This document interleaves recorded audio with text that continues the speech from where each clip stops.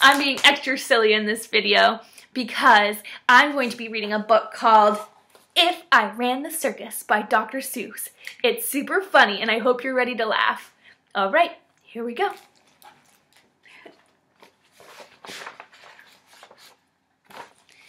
In all the whole town, the most wonderful spot is behind Sneelock's store in the big vacant lot. It's just the right spot for my wonderful plans, said young Morris McGurk, if I clean up the cans.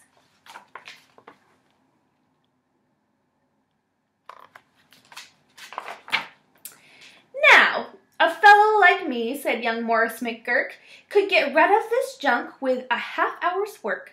I could yank up those weeds and chop down the dead tree and haul off those old cars.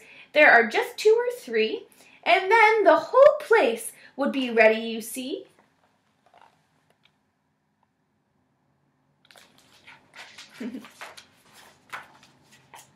All ready to put up the tents for my circus. I think I will call it the Circus McGurkus.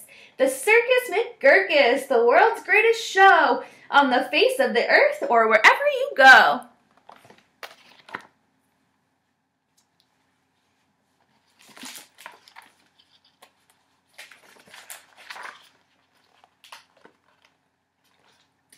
The Circus McGurkus, the cream of the cream. The Circus McGurkus, the circus supreme. The Circus McGurkus, colossal, stupendous, astounding, fantastic, terrific, tremendous.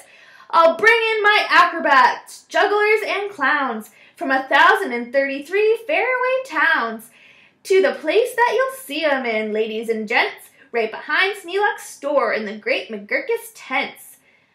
And I don't suppose old Mr. Sneelock will mind when he suddenly has a big circus behind.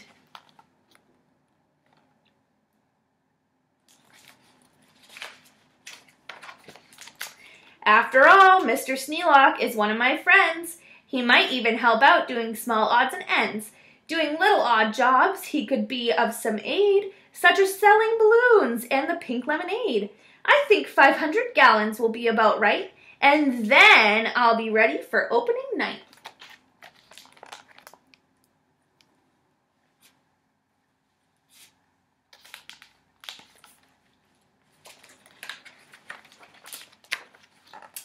What an opening night! What a night! What a sight! I'll hoist up the curtains, the crowds will crowd in, and my Circus McGurkus will promptly begin with a welcoming toot on my welcoming horn by my horn-tooting apes from the jungles of Jorn, where the very best horn-tooting apes are all born, 'cause the very fresh air there is fine for their lungs, and some of those fellows have 2 or 3 tongues. Wow.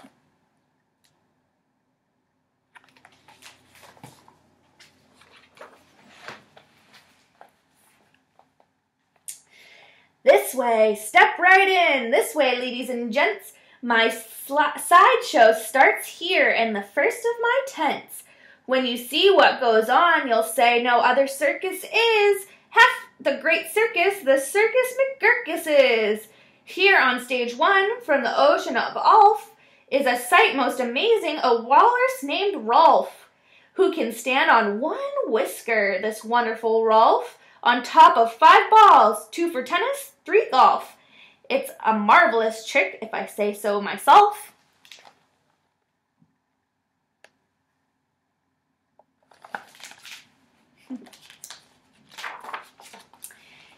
And on stage number 2, here's something quite new.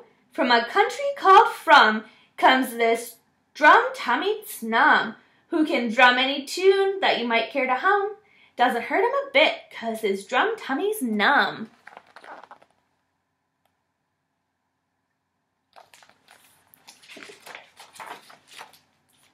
And you'll now meet the Foon, the remarkable Foon, who eats sizzling hot pebbles that fall off the moon. And the reason he likes them red hot, it appears, is he greatly enjoys blowing smoke from his ears. Of course, pebbles like this are quite hard to collect, but Sneelock will manage somehow, I expect. After all, Mr. Sneelock is one of my friends, and I'm sure he'll help out doing some odds and ends.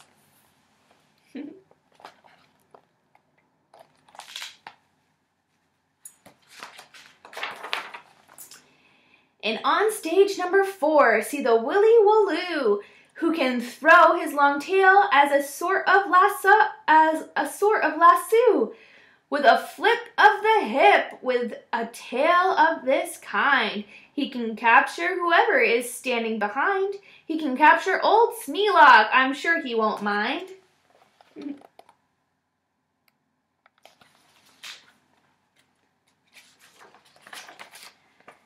And now here is a hoodwink who winks in his wink hood. Without a good wink hood, a hoodwink can't wink good. And folks, let me tell you, there's only one circus with wink-hooded hoodwinks. The Circus McGirkus!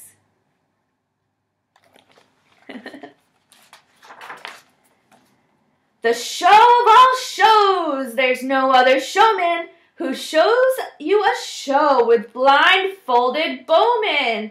The blindfolded bowman from Brigger Baroot, the world's sharpest sharpshooter. Look at him shoot. Through the holes in 4 donuts, 2 hairs on a worm, and the knees of 3 birds without making them squirm. And then on through a crabapple up on the head of Sneelock, who likes to help out, as I've said.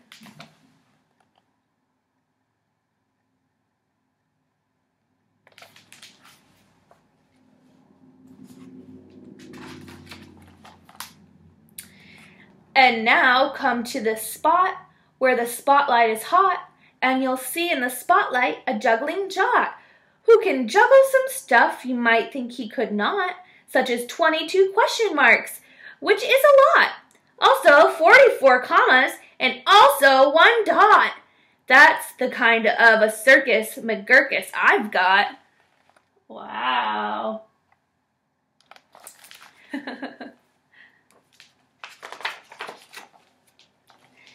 But that's just my sideshow, a start, a beginning. This way to the big tent, you'll find your head spinning. While ladies and gentlemen, youngsters and oldsters, your heads will quite likely spin right off your shoulders. So hurry, step lively, quick ladies and gents, and get in your seats in my tent of all tents. My parade of parades is about to commence.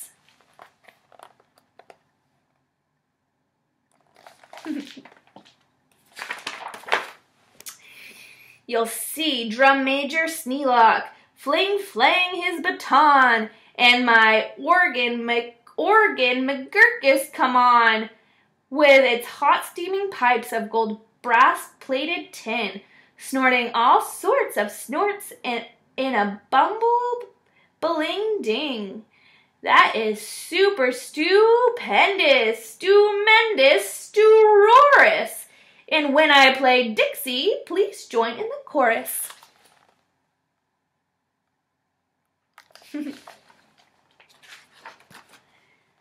Then a fluff-muffled truffle will ride on a huffle, and next in the line a fine flummox will shuffle. The flummox will carry a lurch in a pail, and a fibble will carry the flummox's tail. While on top of the flummox, 3 harp-twanging snarp will twang mighty twangs on their 3-snarper harp, while a bolster blows bloops on the 3-nozzled blueser, a nolster blows floops on a 1-nozzled newser, and then comes a lion who's partly a trout, and more stuff or for 45 minutes about.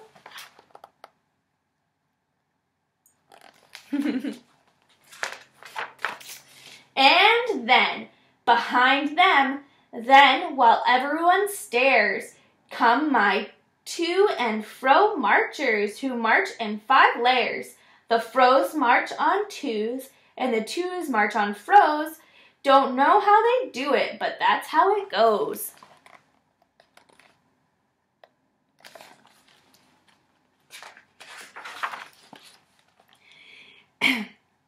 And And now comes an act of enormous enormance. No former performers performed this performance. The stunt is too gripping, slipping, frightening, down from the top of my tent like greased lightning. Through pots full of lots of big sticklebush trees slides a man, what a man, on his roller skate skis. And he'll steer without fear, and you'll know at a glance that it's Sneelock, the man who takes chance after chance, and he won't even rip a small hole in his pants.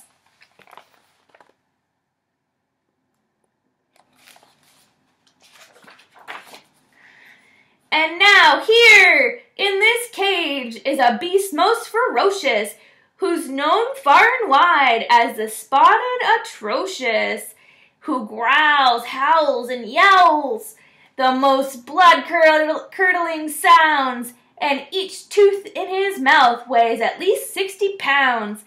And he chews up and eats with the greatest of ease things like carpets and sidewalks and people and trees.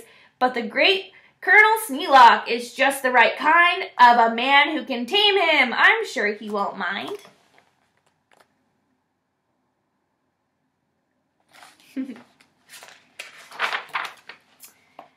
Then I'll let Sneelock off for a few minutes' rest, while high over your heads you will see the best of the world's finest, fanciest, breezy trapezing.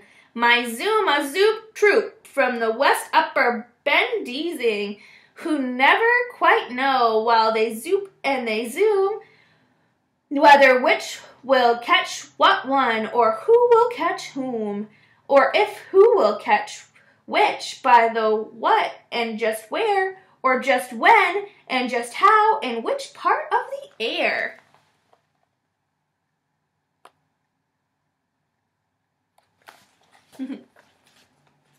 Pretty cool. Aye, what a circus, my Circus McGurkus. My workers love work, they say. Work us, please work us. We'll work and we'll work up so many surprises you'd never see half if you had 40 eyeses. Eyeses, that's a funny word.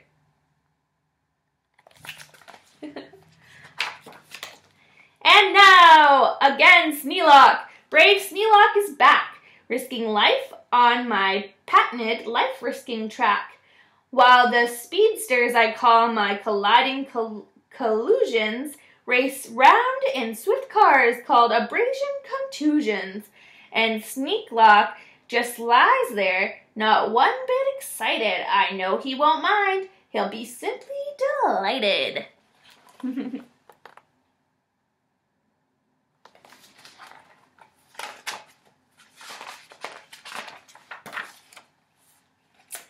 And here, in a contest of brute strength and muscle, Kid Sneelock, my champ of all champs, will now tussle, wrestle a beast called the Grizzly Ghastly, and slap him around. Then he'll slam him down fastly, and pin both his shoulders tight, flat to the mat. Kid Sneelock will love it, I'm sure about that.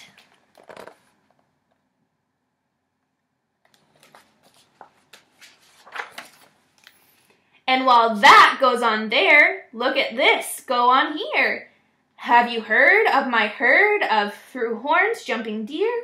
Every deer jumps through horns of another pell-mell, while his horns are jumped through at the same time as well, by a deer whose horns also are being jumped through, by another who's having his horns jumped through too, which I'm sure Trainer Sneelock can train them to do.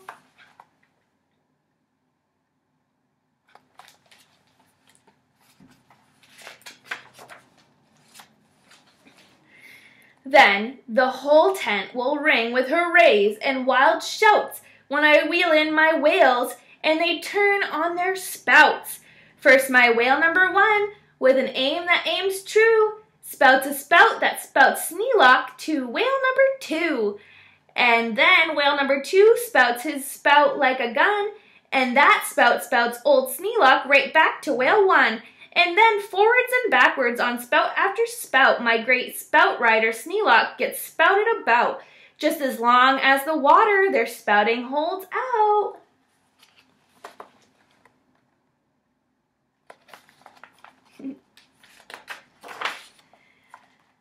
Then my tournament knights, noble apes without fears, Sir Hector, Sir Vector, Sir Bops, and Sir Beers, Sir Hawkins, Sir Dawkins, Sir Jocks, and Sir Jeers, clatter into the tent while everyone cheers, stage a roustabout joust with their boxing glove spears.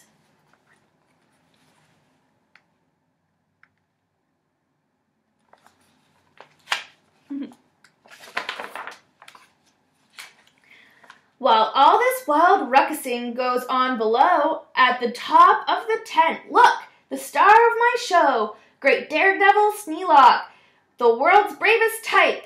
He comes pulled through the air by 3 Sioux-brain snipe, on a dingus contraption attached to his pipe, and while people below are all turning chalk white, and all biting their fingernails off in their fright, great Sneelock soars up to a terrible height.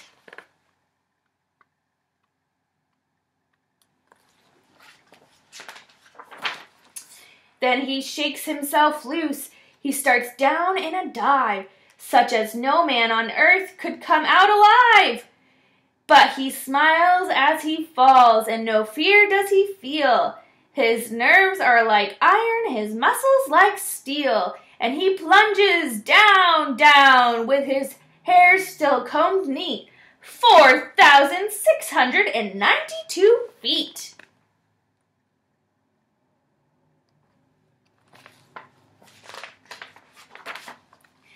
Then he'll land in a fishbowl. He'll manage just fine. Don't ask how he'll manage. That's his job, not mine.